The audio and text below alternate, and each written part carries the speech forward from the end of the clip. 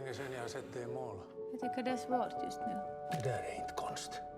Jag tror att fröken Jansson ledde mig vid näsan. Jag tror att livet är ett underbart äventyr. Jag ska utforska alla dess kringelikrokar.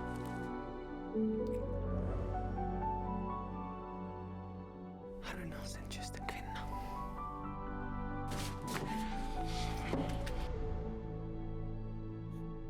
Vad är det här? Det är morgon. Hon är så kall så allt hon rör vid fryser till is. Tycker du om mina tavlor? De är fina, men de där är speciella.